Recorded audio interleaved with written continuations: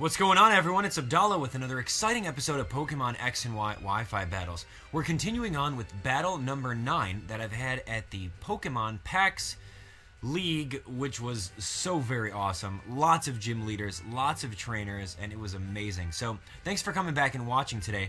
Now, this battle is against a good friend of mine, which I met over there, ironically enough, Darius Nathal. He was very cool, very open-minded. He was just awesome. He was the first guy that I battled on day 3 of PAX, and it was very fun to actually go up against his team. So thanks for coming back, and let's go ahead and hit that like button. We're aiming for that 500 like standard. I know you guys can do it, so let's show your support, hit that thumbs up, and we're going to continue on. So let's read his bio on the PAX Pokemon League site, which is right over here.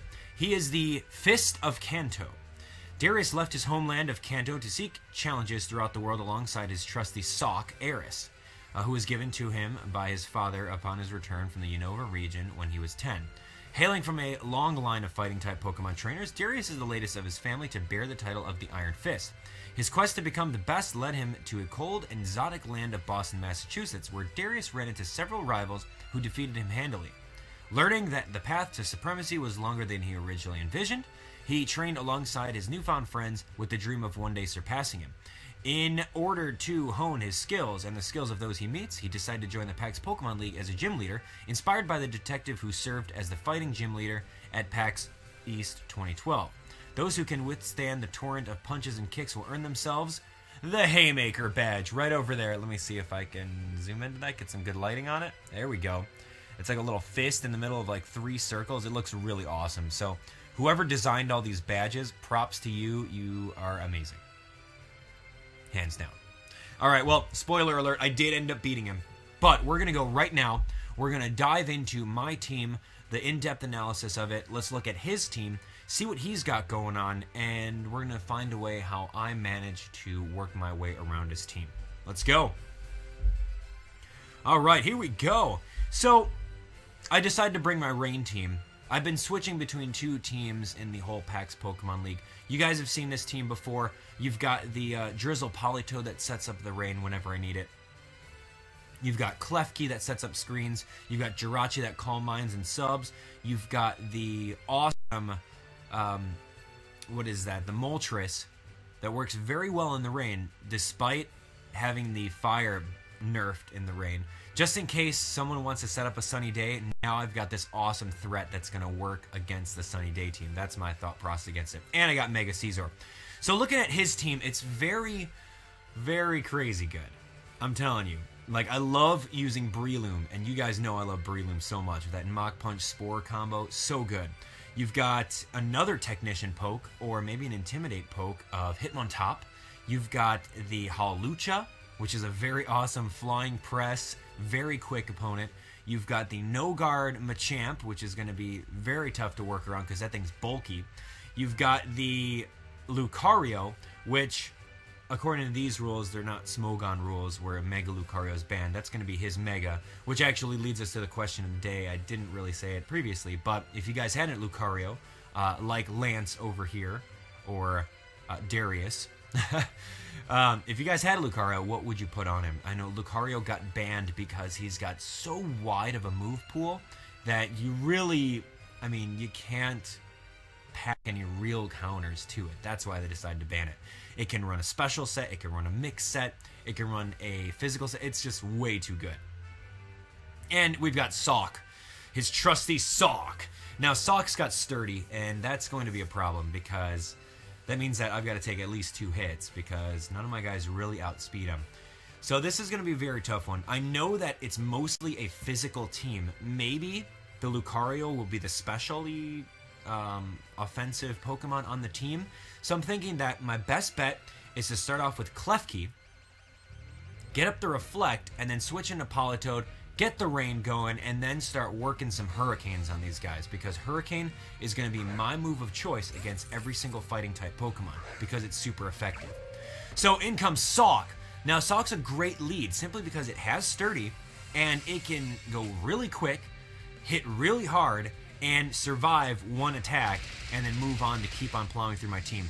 Now that close combat did a good 50% on my bold max defense Klefki. So that thing's very strong. I'm thinking maybe banded, maybe scarfed. I don't know, but that was very strong. Luckily, I get up the reflect, so that's only taking half damage. Imagine if I didn't have the reflect up, this guy would be running train through my team right now. So he goes for another close combat, just karate chopping me. That takes like about 40, maybe about 45%.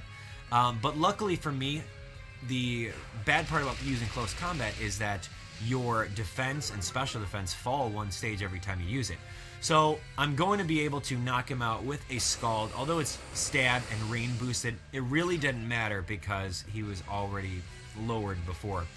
So right now, I have a choice. Either I sack my Politoed or bring in something that resists another close combat because I know he's going to go for it. So I'm thinking Moltres right over here. Now I run Scarf on my Moltres because it's a great revenge killer, especially in the rain. So I'm going to be able to take the not effective close combat, and Moltres is pretty bulky, so I'm going to outspeed him, knock him out with a 100% accurate Stab Hurricane in the rain. That's going to be very simple. Now, whatever he wants to bring in right now will also feel the wrath of this Hurricane. El Fuerte is over here, but I don't think he knows that I'm Scarfed. So I'm going to go for the Hurricane. It's super effective on it, but he's actually running the Focus Sash. And I'm like, oh man, I didn't bring any hazards besides the spikes, but the spikes really wouldn't have helped. So unfortunately, he does the Rock Tomb, lowers my speed, so that negates the Scarf, and he's actually able to knock me out the second time. I thought that I would naturally outspeed him because I'm max invested in speed, but Hawlucha's way too quick. So I lost my Moltres due to that error on my part, but that's okay because I can threaten him out easily with the Bullet Punch. I figure I'm not going to go ahead and Sword Stance because I know he's going to switch out. I figure I'm going to go for the safest play, go for that Bullet Punch. I'm in the rain in case anyone wants to bust out a Hidden Power or something like that, a Hidden Power Fire against me, so that's going to damper it. So I go for the Bullet Punch. Now in comes his Lucario. This thing is going to Mega Evolve and hurt a lot. And unfortunately, my Reflect wore off right now, so I'm going to feel the blunt of whatever attack he's going to use. And I don't really have anything that's going to hit this guy for really hard damage. So I'm thinking, okay, I can take one close combat and then retaliate with Bullet Punch. So, with that being said, I need to set up a Sword Stance, because if I don't set up a Sword Stance, the only move I have on the set is Sword Stance Bug Bite. So that's going to be very tough. Now, I get the Sword Stance up, the rain's gone, I don't think he's going to bust out a fire move or else he would have used it already. So he goes for the Bullet Punch knowing that I'm going to go for a Bullet Punch, which was a bad play because he could have easily knocked me out with close combat considering the fact he survived the +2 Bullet Punch. Now here I am, I'm surviving his Bullet Punch and we're just trading these Bullet Punches left and right.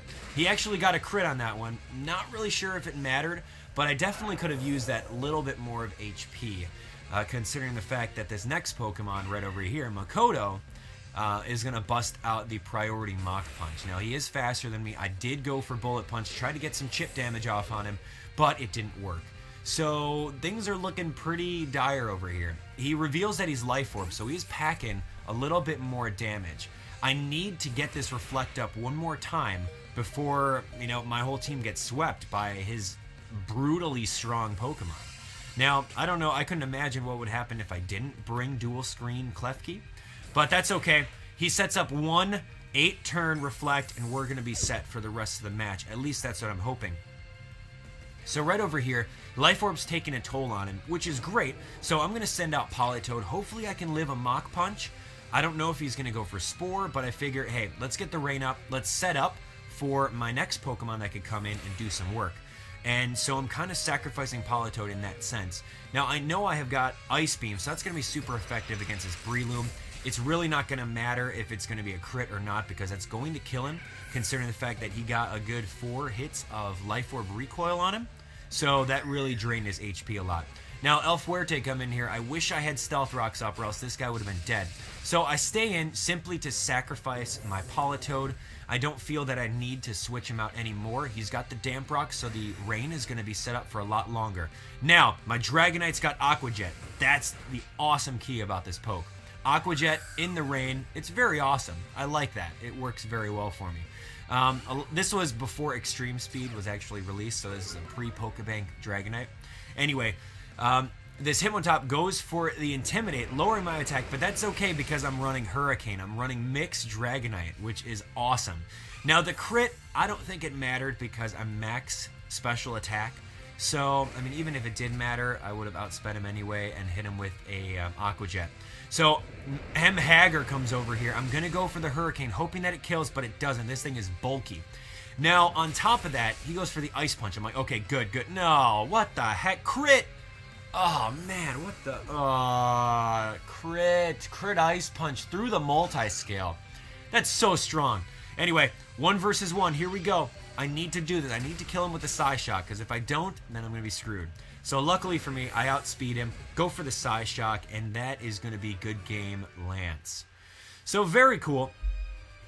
Yeah, all my pokes died against him, which was very scary. Like, I was panicking right around that time where he got that crit on my Dragonite, because I usually count on a fresh Dragonite coming in, being able to take any one attack due to multi-scale, and then just coming in and just running train on teams. But that got me really, really worried. So, anyway.